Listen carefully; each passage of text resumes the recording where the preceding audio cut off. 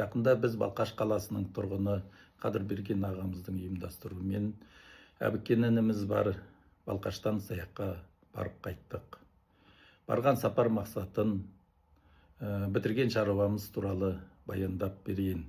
Күнгей саяхатқа бару біз үшін өте маңызды болатын, себебі ол жерден қазақтың атақты сұлтаны Әбілпейіздің қан ордасын табуды жоспарладық. Саяқтың өзім дегенде қоң етін кесіп беретін мәрт азаматтардың көмегімен Әбілпейіз сұлтанның ордасының орны табылды. Әбілпейіздің қарауыл төбесі болған Төре тауының биігіне де шықтық. Кезінде Күнгей саяқтың Шеңгелді өзегіндегі Әбілпейіздің қыстағы болған жерді Мұхтар Көкейұлы Ақсақал өзінің баласы сайлауға көрсетіп кеткен екен. Шеңгелді қасиетті мекеннің бірі деген. Қасиетті болатыны Әбілпейіз сұлтанның қыстағы Төренің тамы деген атаумен сақталған. Иә, соны айтып отыр. Матчыкны өтіп бара жатқанда әкем айтты, міне мынау Төренің тамы деді, орны. Бір осының ішіне көрсетті енді. Иә, Төренің тамы деп. Иә, Төренің тамы. Иә, Мұхтар ата айтты сайлауға, Мұхтар ата. Көкей Мұхтар ата, иә. Мына осының ішінде, мына Күнгей саяқта, мына там, мына Төре там. Бір қызығы Мұхтар ағаның әкесінің де азан қойып шақырған аты Әбілпейіз. Бала кезінен оны еркелетіп Көкетай деп, содан Көкей деп жазылып кеткен.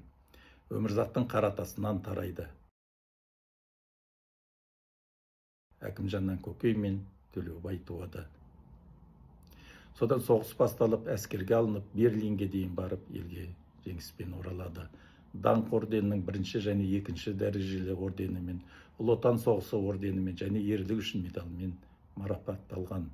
Ағасы Нұрланбек те соғысқа қатысып 1940 жылы Майдан даласында ауыр жараланып, елге оралған. Мұхтар Ақсақал Әзімбай Бижанұлының жырлар жинағын баспаға дайындауға, шығаруға көптеген материалдар беріп, көмегін берген, өзі де суырып салма ақындығымен танымал адам болған. Сонысымен қымбат, жатқан жерлі жайлы нұры пейіште шалқысын. Құрметті көрермендер, сөйтіп біз Күнгей саяхатта Әбілпейіздің кіші қыстағы ордасы болғанына айғақ тауып қайттық. Осылайша бұл негізгі шаруамыз орындалды. Енді тек Әбілпейіздің ескерткіш тасын орнату ғана қалды. 1756-57 жылдар Цин империясына жоңғардан босаған Жетісу, Тарбағатай, Алтай түгел кетіп бара жатқан соң Әбілмәмбет хан өзінің баласы Әбілпейіздің жанына ақылшы аталықтарын, қарулы төлеңгіт жасақтарын қосып шығысқа аттандырады.